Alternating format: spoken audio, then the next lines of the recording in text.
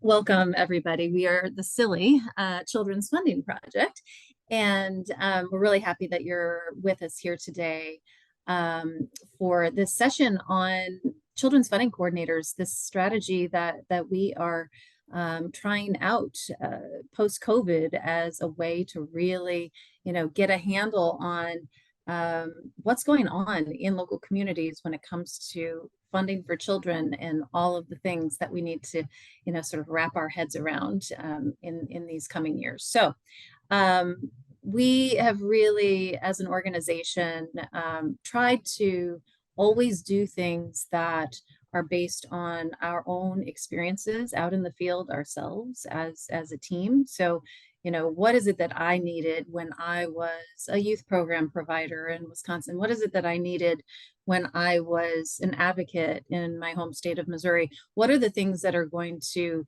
really make a difference in the actual public financing on the ground in communities? And so this notion of children's funding coordinators came to us maybe in the middle of the night, who knows, and is something that we thought, there really needs to be in every community someone who's doing this as a job, who is really looking across the set of funding streams and thinking about how those existing funding streams are landing in a community, where there are gaps in what we're funding for our kids in our communities, and then where we can go to get new revenue to do this. And we'll talk about that in a second. But as we just jump into this webinar, we thought who better to sort of hear from on all of this than the first four, can I call you guys guinea pigs?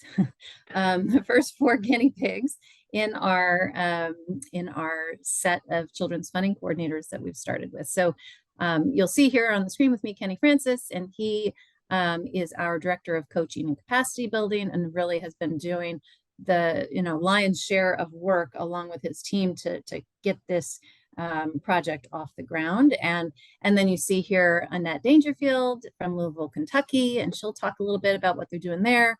Pooja Gupta Sheth from Cleveland, and Brittany Aniskevich from Montgomery County, and Annette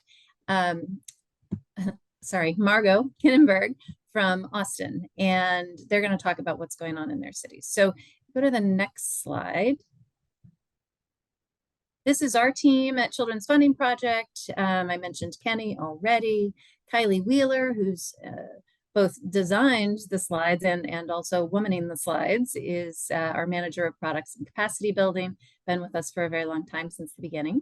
Sarah Eicher is our cost modeling coach, and then Daniel Norman is brand new to our team as a fiscal mapping coach. So we're excited about this team that is supporting folks around the country to do this work. And if you go to the next slide, yeah. So you've probably, if you've hung out with us at all over the years, heard us talk about strategic public financing, right? So this notion of having a strategic public finance plan really is just our sort of call and response to, okay, so maybe your community's gone through a strategic planning process, and you've got community goals for kids, and you've put down on paper what you want to see happen for kids. Oftentimes, and I know because I did this for many years, oftentimes we will do those plans, they'll be beautiful, people will come together to make them, and then we won't actually put the financing plan together to go along with that plan, and we miss opportunities to actually make sure that we're putting money behind it. So this is just our way of describing that, answering those three questions. How much are we currently spending on our goals for kids? What will it cost to fund our goals for kids in full? And then where can the revenue come from to pay for the gap between those two numbers? So that's what we mean when we say public finance planning. And I think I'm going to kick it off to Kenny, who can dive into how our children's funding coordinator is doing this now. Thanks, Elizabeth. And thank you all for being here this afternoon. And I especially want to thank these four wonderful leaders for trusting with us and going on this journey with us and building the plane as we're flying it. We've had so much learning together over the last year about how to help support these folks and how to help make them successful in these roles. And it's with their trust and with their participation that we've been able to do that. We look forward to continuing to supporting them. As you'll see today, all four of them are at different stages of their journey because they all started at different times. Margot was the first, so she's been doing this the longest. She started working with us and in her role at the beginning of last year, and the other three started somewhere about last summer. And so they're all in different places. They all have different goals. You'll hear a bit about their backgrounds and about their goals, about what they're working on and what they're working towards. As Elizabeth shared, when we think about the purpose of a children's funding coordinator is to have a person in your community who's waking up thinking about those three questions about what do you have available for your resources financially to meet your goals? What is the cost of actually meeting your goals? And then how to get there in terms of finding new revenue. And what we think of the coordinators as doing is being that central person who wakes up every day thinking about that and really driving that work forward. Next slide, please. And so in thinking this through, we came up with a theory of change. And one of the things that we thought really early about is it's really important to get the who right in this. Who are we trying to find in these roles? And we started to think about people who have lived experience with children's issues, whether that is professional experience or whether it's that you've worked with these issues or in these systems yourself, and who have an interest in policy and system building. And so, for example, I'm sort of bearing the lead a little bit on Margot. Margot's a former teacher, and so she brings that to this work. And that knowledge that she has that you can't teach of having that actual on the ground experience with the work, and then equipping her with the skills and the knowledge to be able to drive this work forward. On the hiring partner side is having hiring partners and funders who are committed to empowering these types of folks. And our strategies are four essential strategies. One is providing hiring support. So part of the supports we provide is providing equitable hiring training and helping folks think about how to go through a process in hiring to ensure that you are hiring folks that are of community and that represent the diversity of your community and that has those experiences that we're looking for. Two, skill building, specific skill building around project management, writing for public policy, data analysis, and visualization. You can't just throw folks into this position without giving them those types of supports and expect them to be successful. So we've built out a suite of supports to be able to help folks grow their skills in this area. And then three, the meat of our stuff, of learning the coaching and training on fiscal mapping, on cost modeling, on developing revenue options, and not just coaching them on how to do it, but on how to teach others. And that's the fourth part. Is at the end of the day, our goal is not just that coordinators are able to produce these products and produce these analyses and help drive this work in the community, but also teach others and become a resource and expertise within their community so that the work continues to grow and sustain over time, both within the issue area that they're working on, as well as other issue areas. So, for example, Pooja's working on out of school time supports for older youth, and she'll say a little bit later about what we mean when we say out of school time. It's one of our visions that in the future she could become a resource for the other cradle to career folks in her community or early childhood folks in her community. And so that last part of the process of them becoming this community resources is very important to us. Next slide, please. So these next few slides say a little bit about what the different people's roles in this. And so this covers what I just said about where our role is in this process around helping, supporting and hiring, helping, supporting with the onboarding, supporting coaching through these different parts of the strategic public finance planning process, and then helping them think through what does community capacity building look like, both in the short term and the long term. Something I want to note here is that we see this process as an 18-month cycle. This is one of the learnings we've had with this first group of folks is initially we were working with folks for a year and we realized that wasn't enough time, especially to get to that community capacity building piece. And so we've started to think of this as an 18-month cycle with us that then perpetuates through them. Next slide, please. So you're seeing this from the hiring partner's role, where one of the key parts is making sure you get the hire right and find the right person. And a lot of that is making sure that you as the hiring partner have the right relationships in your community to be able to hire the folks that are going to serve this role well. You know, we can do all the equitable hiring training that we want to, but if you don't have the relationships to recruit the type of folks that are right for this role, that's all going to be for naught. And so it's a really, really important part of the process is getting the hiring right. Onboarding and supporting, helping figure out what does this person need and how to get them started and how to help them hit the ground running. And then the coaching capacity building part and supporting them through that as well. Next slide, please. And then talking about the coordinator's role, I already mentioned this part is they go through this cycle of onboarding, coaching, and then capacity building towards the end of the process. Before we get into letting these four wonderful leaders talk and speak for themselves, I wanted to note Two things. One is that, as I mentioned, they are all in different parts of the process, and many of them are in the process of socializing the results of some of the work that they'll be doing in their community. So one of the things that you won't likely hear a bunch of today is direct data points or numbers that they have built out because they're still having those conversations within their coalitions and with their communities. So I just wanted to set that expectation before we really jumped in. And the second thing is, again, I just really wanted to thank everybody for coming, and thank you to these four wonderful leaders for trusting in us and building this plan with us. And we're going to start with Margot. I'm going to kick it over to her. Thank you, Kenny. Can you guys hear me? Great. Hi, everyone. I'm Margot. I'm based in Austin, Texas, and I've been working with United Way for Greater Austin for the last little over a year through as the Children's Funding Project Coordinator, working specifically on birth through 3 issues, which I'll talk a little bit about. So I just wanted to give a little background about myself, so you know, kind of how I came into this work. Before I worked at United Way, I was at a national organization called Leadership for Educational Equity, which did leadership development for former teachers who wanted to move into policy, advocacy, and elected leadership. So I worked in a couple of different roles there doing policy research, mostly on K through 12.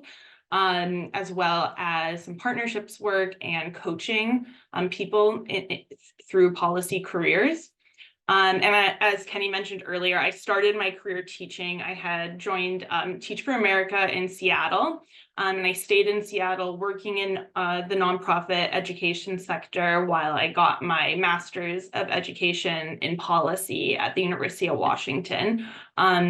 And believe it or not, my undergraduate degree was in physics. So I came into this like with some background in, in math and doing that sort of kind of Excel spreadsheets and things like that, that came up a lot as a coordinator. You can move to the next slide. So last year, I was working as the Strategic Finance and Special Projects Manager at United Way. United Way is an organization that works to bring the community together to break economic barriers and build opportunity. And education and early education is a big part of that. My role was specifically housed within a coalition for which United Way is kind of a backbone organization. It's called Success by 6, and it brings together childhood advocates, providers, business leaders, elected leaders, all working to ensure that children locally are ready to enter kindergarten successfully.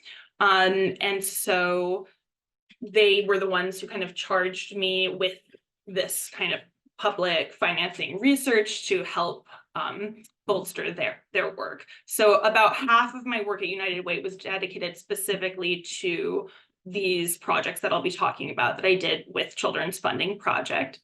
And we created the goal for my work of identifying what the true cost of childcare is in our community to inform efforts to create a dedicated public fund that can increase the availability, affordability, and quality of care. And specifically, we were really interested in early childcare, so earlier than kids 3 and under.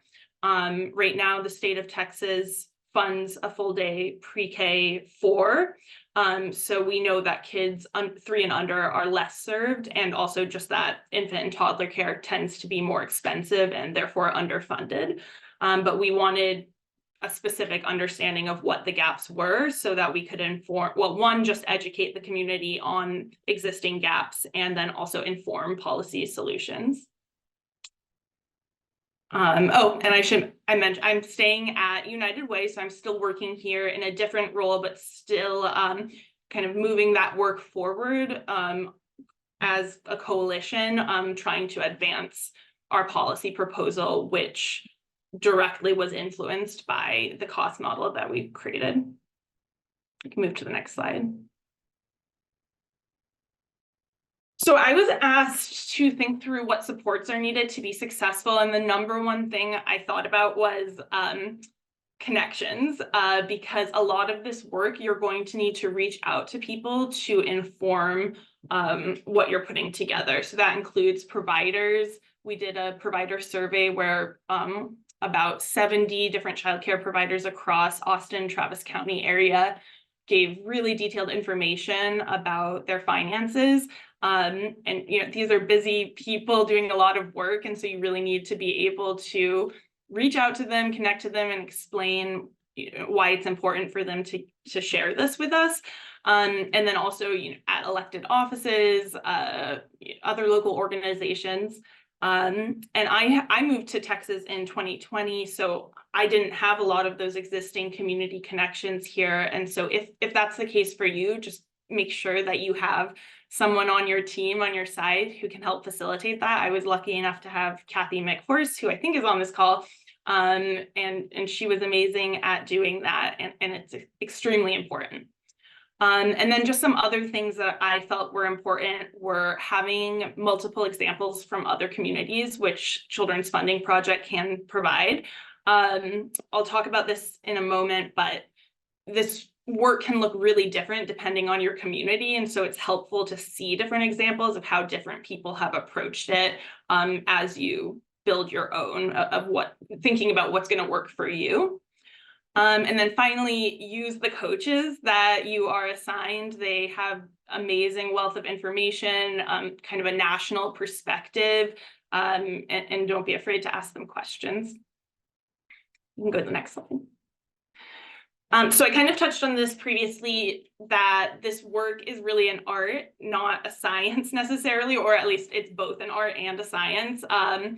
You're doing, budgets and finances, and you think it's going to be very straightforward, but there actually are quite a few decision points that you have to make along the way. And you're really going to have to continuously come back to what the goal of your community is as you decide what information to collect, what information to omit, etc.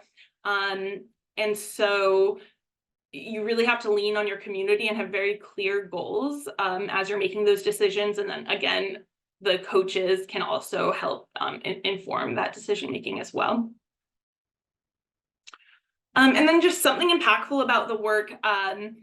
So, you're kind of, I was doing this and very much in the weeds of these spreadsheets and information we'd collected. And sometimes you're like, what is this? Where is this going to go? But my work really has been used directly to influence a policy proposal that we have presented now to elected leaders at the city and the county levels, people at the school districts locally, really big influencers. I feel really proud about that, and I'm very hopeful that we will be able to even push forward again to hopefully create a new funding stream that can, dramatically increase the accessibility and quality of care for children in our community. I think that was it. Yeah, thank you, and we can answer questions at the end. I'll pass it over to Pooja.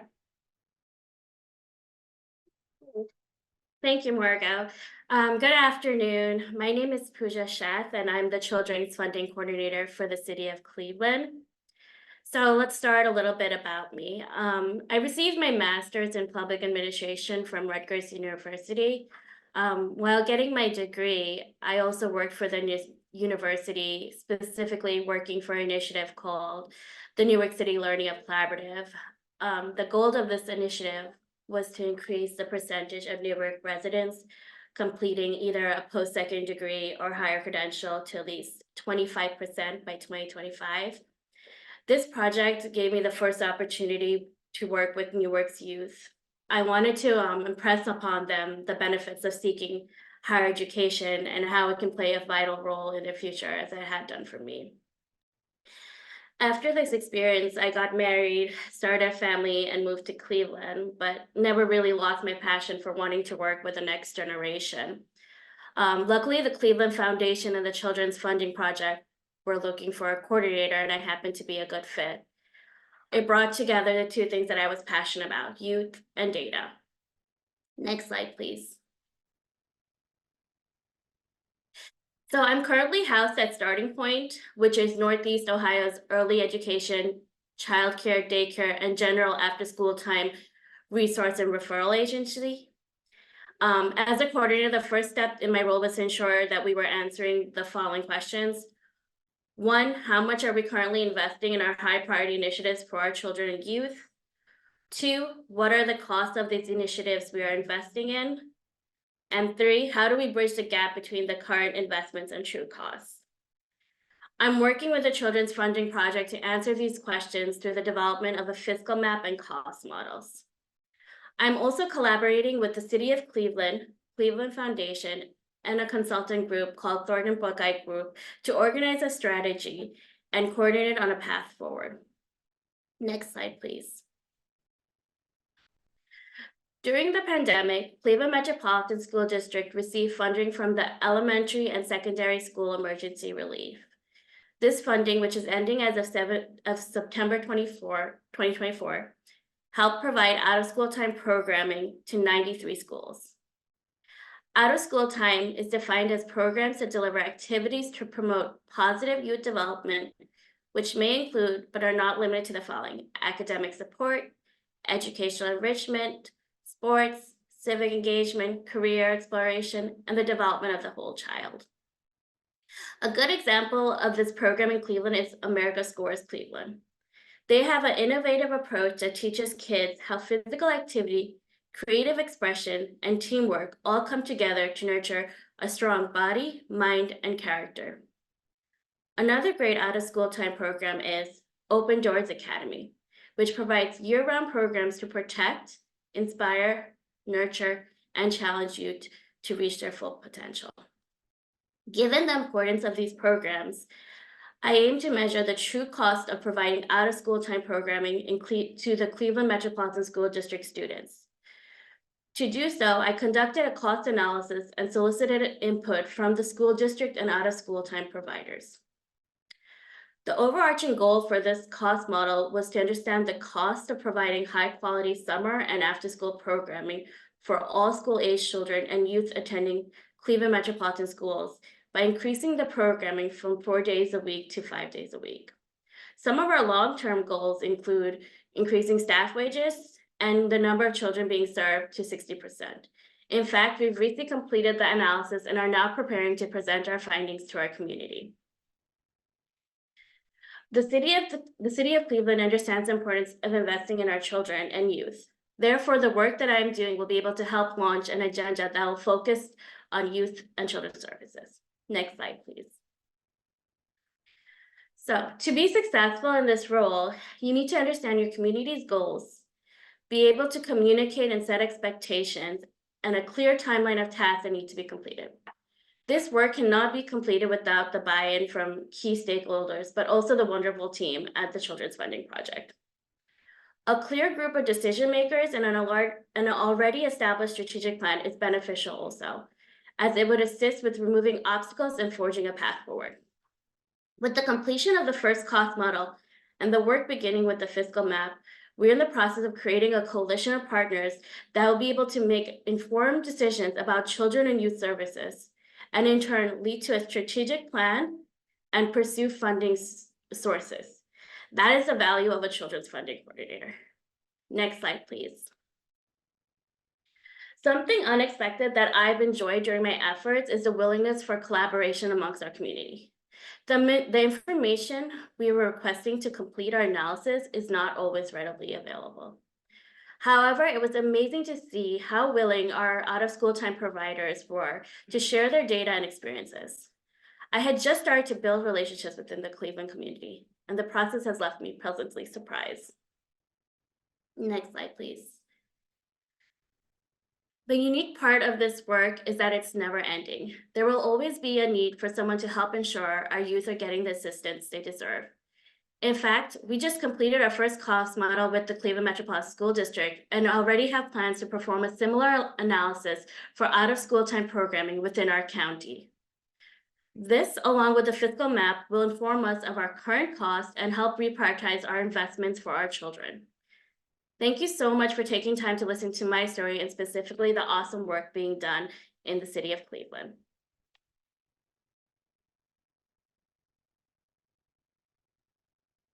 Thanks, I will Pooja. go for it. Thanks, Pooja. You're welcome. That was great. That was great. So hi, everyone. My name is Britt Anaskevich, and I want to thank the Children's Funding Project and Children's Opportunity Alliance for allowing me to participate today.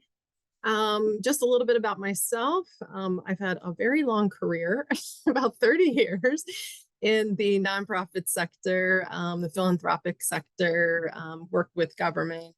And so I've worked at places like the Annie E. Casey Foundation, the Forum for Youth Investment. They really got my training wheels going there on youth development and community development. I've worked at the Girl Scouts and Johns Hopkins University. So I have like a really broad set of skills, and my education is pretty broad as well, liberal arts and social work and nonprofit management. So we can go to the next slide. So a little bit of background and context for you. So my title is the Strategic Public Financing Coordinator. So I work at the Children's Opportunity Alliance, and we are a newly legislated early care and education coordinating entity. We are in Montgomery County, Maryland. We were just legislated in 2022. Our mission is to connect our community to build an accessible, high quality, and sustainable early care and education system. And of course, we know that coordination and funding is very much needed. Half of all children under the age of 5 in the county are living below the self-sufficiency level. And access to childcare is costly, as we know. It's limited and uneven. And actually, families are using about more than a quarter of their income for childcare, and that's just wow, that's so much. A quarter of their income for childcare, and they're really having a difficult time finding affordable options. And so, what we want to do with the Alliance is build a common agenda for change. And so, we're conducting a fiscal map analysis, which is, as Kenny was saying earlier, is a tracking of federal, state, and local philanthropic investments in the early care and education system. So we really want to understand what is the level of funding that's coming in to support the prenatal to 5 population. And so this was first conducted in 2018 by Children's Funding Project, and they really got us going and thinking about how we can coordinate and how we can identify sustainable financing. So we can go to the next slide, please. So I also want to share one more about that, is that the fiscal map process is a part of a larger strategy that we have. So we're really focused on also researching dedicated funding streams and thinking through cost modeling and other efforts, as well as partnering with all of our broad strategic partnerships and having those conversations about what we're finding through that fiscal map analysis. And so, sorry, I didn't mention that, but onto the supports needed. I am so grateful for the Alliance team. I just have to say, we are newly formed and we are just a small and thriving team. We're really passionate, we're dedicated, we really care about what we do, and we really care about our partners. And so I'm really grateful for the partners that we have in Montgomery County. I'm hoping many of them are on the call today to hear this acknowledgement, because without you, we couldn't do this together. Because we're really trying to improve the early care and education system so that it works for our youngest learners. And then finally, you know, without Children's Funding Project, I don't know. I did this a long time ago by the seat of my pants when I worked at an organization called the Finance Project, something like this, but not nearly as impactful and as rewarding as this experience, where we're tracking more than federal, but we're tracking all of the investments, federal, state, local, and philanthropic investments. And Children's Funding Project has really leaned in to provide this support around weekly trainings and feedback and resources, and just helping us to think through, like, what are these numbers showing us? What's missing from these numbers? And what kinds of questions should we be asking to dig a little deeper? We can go to the next slide. So something that we were asked to share something unexpected, but really this is the opposite. This is not unexpected, but I just want to reiterate that relationships really matter.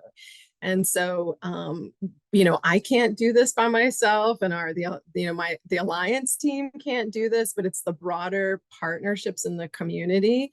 And in order to do that, we need to get out of our silos. We need to share resources, coordinate, create trust, really care about each other. And so I have found that so far in this journey that people are really looking at what we're doing and saying, how can I help?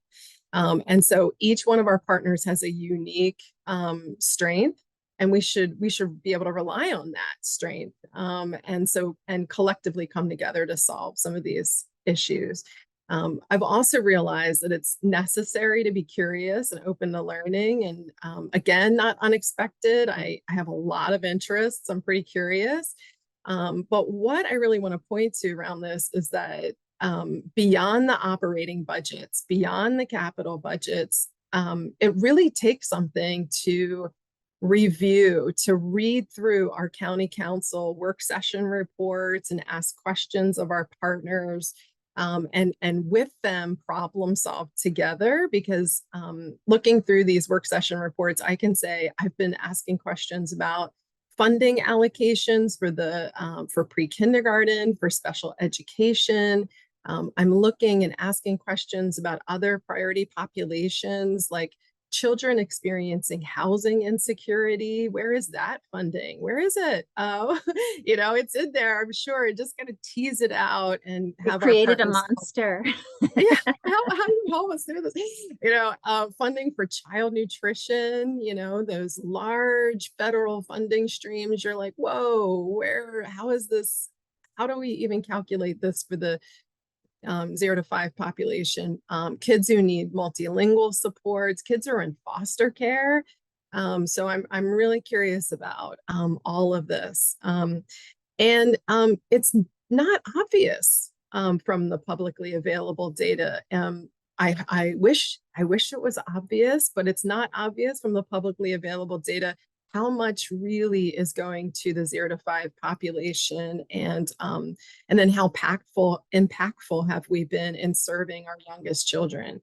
And then lastly, I found that through conversations with partners, if you couple that program data with the fiscal data, it really paints a picture. It creates a story about what's going on, what we're funding, what we're not funding, and then we can turn those questions into ideas, and then those ideas into actionable strategies. And so it's definitely a journey for us. And so we can go to the next slide. And so just a few things about how impactful, some impactful things about this experience is that I was able to identify 140 funding streams for the early care and education system. And again, as I was looking beyond the operating budgets, I started delving into capital budgets and city budgets. I didn't know I had it in me, frankly. I was like, wow, okay. Keep going, Britt, keep looking.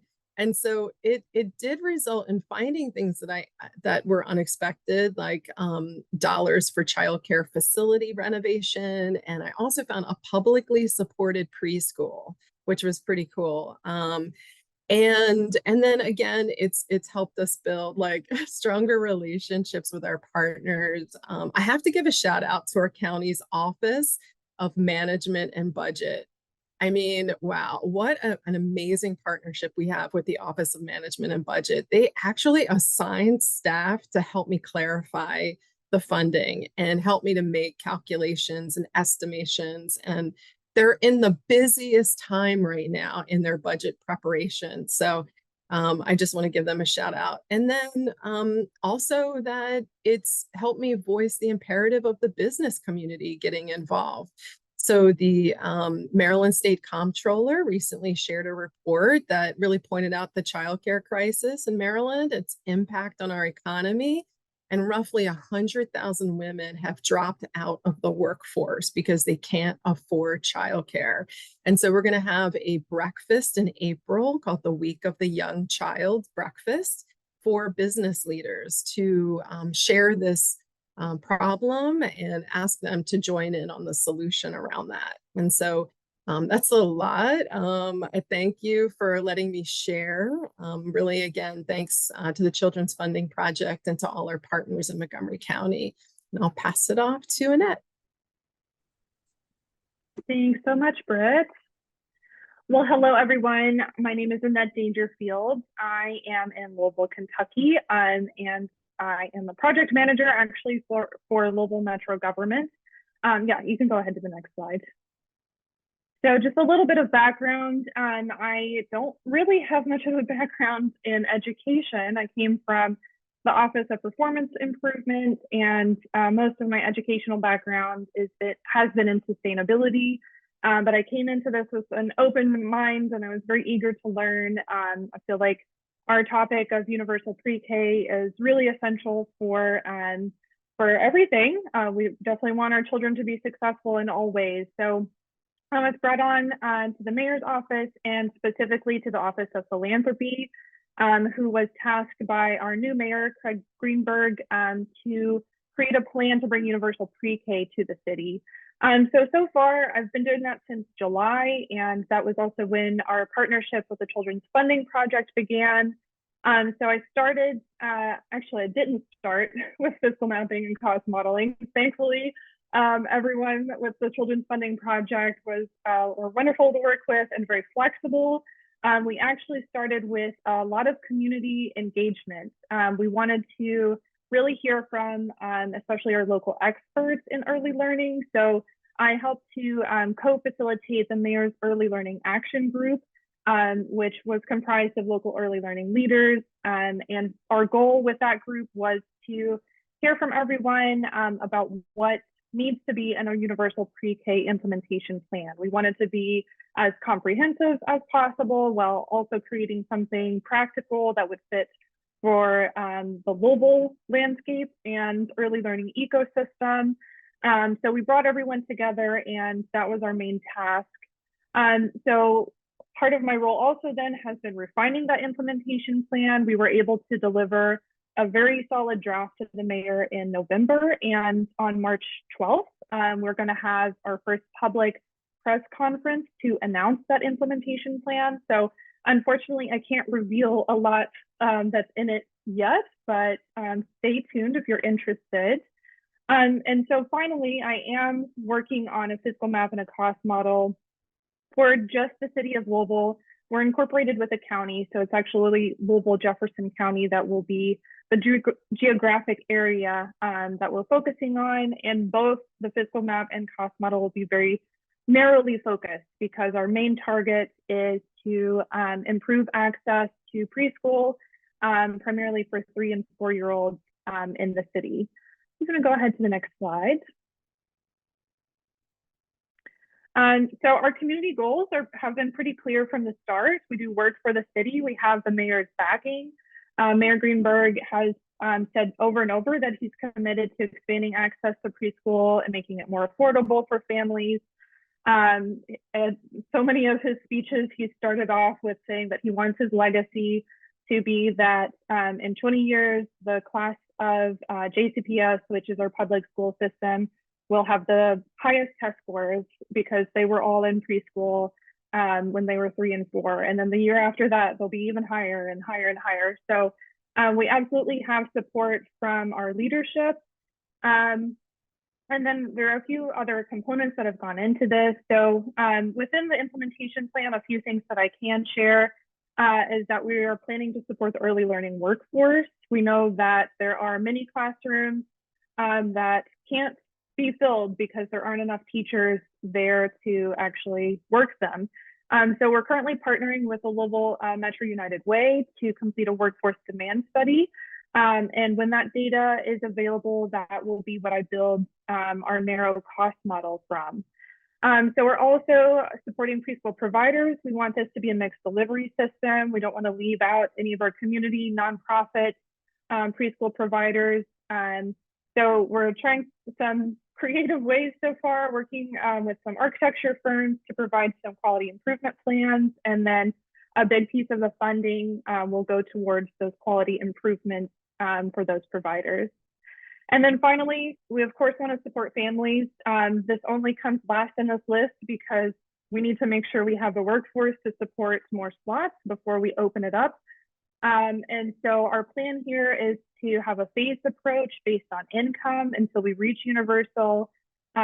We think we're being very generous with that phased approach though, and it'll impact many, many families in Louisville. We just got some data back that showed that every single neighborhood in Louisville has families that are under our income limit for the phased approach. So even the communities that we thought, are very well off, they will still benefit from this program as well. And we're very excited to see where that takes us. Go ahead, please. So just thinking through a few things that I've needed so far for success, a committed team. I think a couple of my team members are on this call. Like I said, I did not have a background in education, so I really needed that support from my team to get me up to speed. There's definitely a learning curve in a lot of this, but that was absolutely there. And coaching from the Children's Funding Project has been instrumental.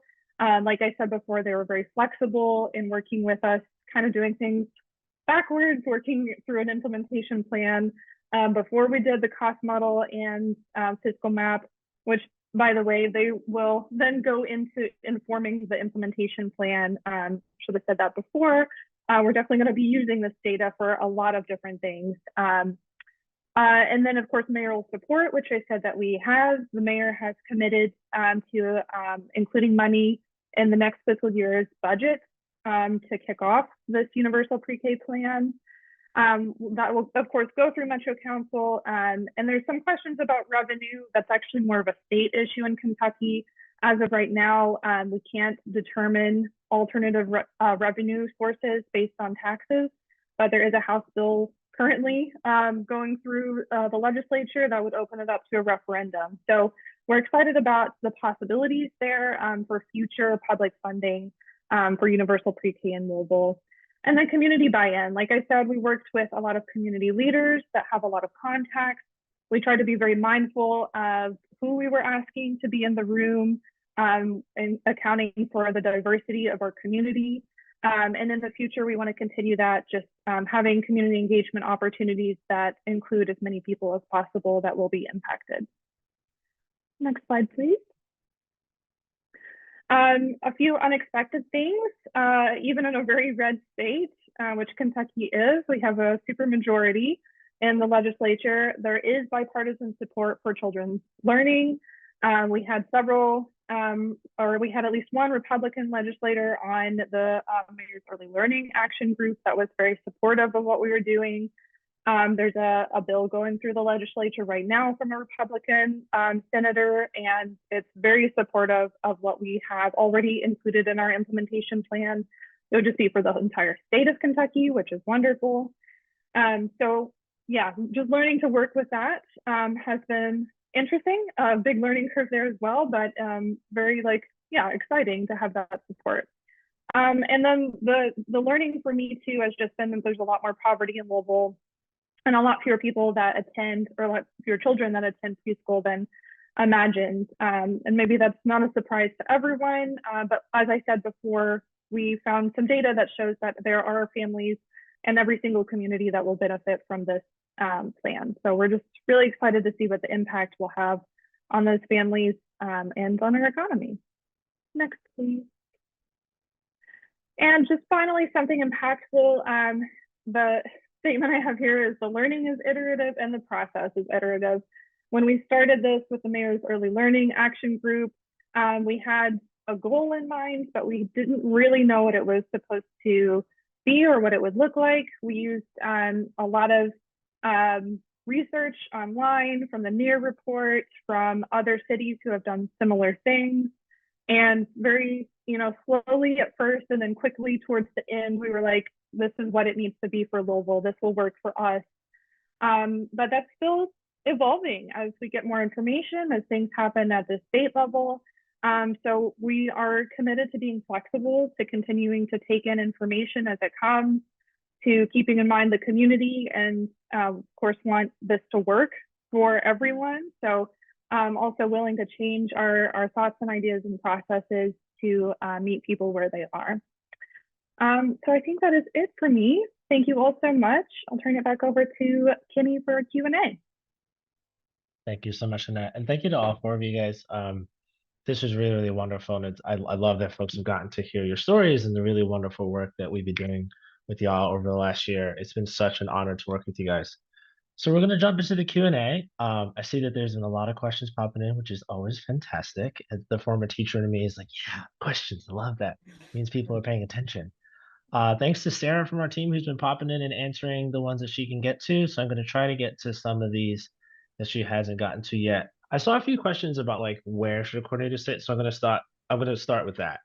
In terms of where a coordinator should sit within a community, from our point of view, it's wherever the relationships exist that you can actually get this work done. And so Annette isn't within the mayor's office, so it might make sense for this person to live in local government like that.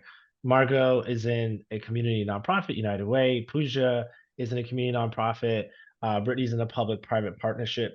So there's a lot of different ways of where this person can sit. What makes sense is who's leading the work in your community, who's sitting at the center of that coalition, and who has the relationships to actually get access to the data and the partners that are necessary to get the work done. So that could be government, it could be nonprofit, it could be a foundation. I also saw a question in there about whether coordinators are just local or state. As of right now, we do not have a state example, but I very much see an enormous utility for a coordinator to sit at a state level. We would love to talk to folks who are interested to do that at the state level and talk about where would it make sense, whether it's within a state agency or a state or a nonprofit working statewide. I would love to talk to anyone who's interested in that to look at what a state coordinator would look like, because in a future vision of this where we have a bunch of these across the country, I could certainly see a reality where there is a state level coordinator working in tandem with local coordinators, which would be a really amazing apparatus to have set up and drive dynamic change in the community. And I would be remiss to not also mention that we would love to also partner with tribal nations and tribal communities on this as well. Other questions that I see in here, and I want to Kenny, I make sure think we that there were a number of questions about sort of like the mechanics of how this works. So let's talk a little bit about that. So a community is on this call and they think they might have an interest in having somebody in their community that does this role. Sort of next steps. Yeah, so the next step is in a moment here, Kristen's going to put in the chat a document that we've put together that we call it an application, but it's really a survey that gets an understanding of what's going on in your community and your situation. And we're going to follow up with folks to have conversations about what does readiness look like for this work? What does your timeline look like? What do your goals look like? And we're looking to start with a new cycle of coordinators in the summer. And so we're going to spend the next few months talking with folks and getting into that work. These four are the first four we've had. So I know some folks asked about like, are there other coordinators? These are the first four. This is a brand new position and a brand new thing that we've been building out. And so for anyone who's interested in having a coordinating community, I would love to talk to you. Please do fill out that survey and we will get back in touch with you and we'll start those conversations of what that looks like. And then technically how that works is the community fundraises for the position. Ideally, it's not just a, short-term 1 year kind of a deal. I saw a question about that, like definitionally, is this something that we think needs to exist in perpetuity in communities? And the answer is really, in my opinion, yes. There's enough work to be done. I think that has proven out, at least over my 30-year career, that having somebody in every one of those years looking at this information would be really valuable and would, I think, over time pay for itself, right? It's an important role that can over time start to generate new revenue in a community in compelling ways. So the community fundraises for the position, and then there is in the way we have it set up right now, a contract that they engage in with Children's Funding Project to support the coordinators with coaching and training and tools. We are doing our best as an organization to identify national partners that have an interest in this and that can help support financially the work that's going on in communities and with our coaching. So we're out there trying to beat the drum on this being a good idea that needs investing. So more to come on that, but that's sort of how it works. Two things I'll address that I also saw related to that is someone asked about, are there foundations interested in funding this? And we have a value where we want to work with communities that are the furthest in resources, and like the fact that it does cost money for a community to do this work with us does, for some folks, make it more difficult. And so of course we are out here trying to find folks that could pay for this on behalf of communities to be able to provide this support. So absolutely. And very much thankful to Elizabeth's leadership in that. Another question that I saw in here that I wanted to make sure I answered, but then I lost it because there were so many coming in, which is great. Gather your thoughts. It's fine. Scroll through. Yes. Let's see. Where did it go? There's one. Brittany, I I know don't there see were it. some questions about so let's Maryland get to some. specifically. I think you put the answers in there, right? Yeah. Mm-hmm. Annette, I see something about United Ways, but really it is Margot that's out of United Way, but maybe one of you can answer Katie's question in there. Also, here's an easy one. Annette, there's a report you referenced about learning from the ways other cities have done UPK. Can you share what that report was? Yes, and that was the NEAR report, so the National Institute for Early Education, I believe. I can try to put that in the chat really quick, but it was really instrumental. They have a report out as of last year that basically covers all the different components that you need to consider when establishing a preschool program for a municipality or a city. So we use that as sort of the basis for our implementation plan. Annette, another question for you is, folks are asking, where are you guys in the process of the workforce demand study? Yeah, so like I said, that was something that we contracted with our local Metro United Way. So we helped them like co-create the survey for that. And then they took on the momentous task of getting all that information back from center directors.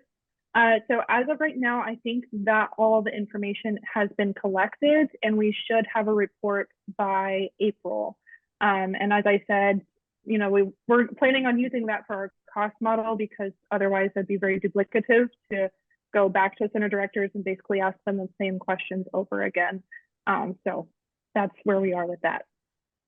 Hey, Kenny, I'd love to touch on Sarah's question for a second because I think it's so important. So she asks, you know, how do you ensure that a coordinator is going to be in an environment where they can be successful if there's turf or if there's, you know, various things that have built up in our field over time because of a scarcity mindset, typically. And I think that, you know, one of the things we say around here a lot is that in every community, there really should be folks who are paying close attention to the coordination and alignment of people, folks who are paying close attention to the alignment of the data, and folks who are paying close attention to the money. These folks here are the people that we think need to be really propped up to pay attention to the money. And they need to be sort of, I don't know football, but I'm sure there's some football analogy of like block and tackle, right? Like the people need to do that part. I don't know if any of you want to talk about like who has helped you in your community to sort of be the ones that are gathering the coalition and doing that kind of coordination work of the people so that you can be focused on. So money? I can answer that question actually. So over here at City of Cleveland, what we've done is there's actually, so I was one of the consultants that was hired, and I've really been focused on doing the cost modeling and the fiscal mapping, really focusing on the data to show why the importance of this work. And we actually, the Cleveland Foundation hired another consultant from Thornton Buckeye Group, who's part of my team in regards to creating this strategy, who's right now in the process of working on developing like a coalition of partners. So basically my data will be able to be provided to this coalition of partners, and they will be able to make like decisions, and hopefully that will lead us to finding funding sources for like our out of school time programming. So that's something Awesome. that we're doing. That's a great example. I wanted to also add about, working in a tougher environment, or when people might worry about how the data will be used. I think, well, one, I was just lucky being in an organization like United Way that sort of sits kind of politically neutrally within the community, and also just has a long history within the community. So I got lucky with that. But I think people still get scared sharing their financial information or how it will be used. And so a couple of things, like one, really bringing them in at the start and along the way as far as the goals and the purpose and how it will be used. I think some people were scared, like, could this hurt funding instead of help it, for example? So making sure to kind of include them along the way is really important. And then also sharing that kind of no specific information will be shared without their consent, and assuaging their fears that way as well. Thank you for that. Yeah, and I want to just find... add Oh, to, go ahead, sorry. No, go I ahead. just want to add to what Margot said. Like, honestly, that was something, a fear for our partners also, and just gaining their trust and making them know that all the data, like when we did the data, that everything was aggregated. The data was aggregated, so no one was individual data was going to be shown, and everything was going to be confidential. Like, I know that organizations were like, well, are you going to be sharing this with like your main core partners? And that was like, we said, no, this is only going to be shared with me specifically, who's doing the analysis, and with the children's funding team, and no one else is going to see this data. Everyone that's going to see this, everyone that will get the final data, they'll see aggregate numbers. They're not going to see like their individual numbers. And that's how we gain the trust of our community to be like, that this is what we're doing, and you don't have to fear giving us this data that your information is going to be leaked or anything like that. Thank you for that, Pooja. I know we're almost just about time, so I just wanted to address a few things. One, I finally remembered the question that came in earlier. Someone asked if these roles must be new hires or whether that they can be existing staff. And that's an example of an existing staff member who has moved into this role. I will say very bluntly and very honestly that we've all worked in nonprofits. There's so much work to be done. Capacity is hard to find. So if it's someone who's an existing staff member that's put into this role, we would highly recommend that this fully becomes a role, because the timelines that you're going to set for wanting this work completed while they're doing other things, it's going to be really hard to meet these timelines. This is very much a full-time job. And so if you make this 40%, 50% of someone's job, the timelines you're going to be able to get this work done is going to be significantly changed by that. So that's just something to think about if you're looking at an existing staff member. I know that we're at time, so two things I wanted to say before we let folks go is, one, again, if you're interested in talking to us about potentially having a children's funding coordinator in your community, please fill out this application and we'll get back to you. You can either scan the QR code that's up on your screen right now, or if I can ask Kristen to put the link in the chat one more time. Everyone will get a copy of this presentation that was shared. And also for those who wanted to follow up with any of these four wonderful leaders, we'll also be sharing out their contact information after this as well. Thank you so much all for your time this afternoon. Thanks for joining us.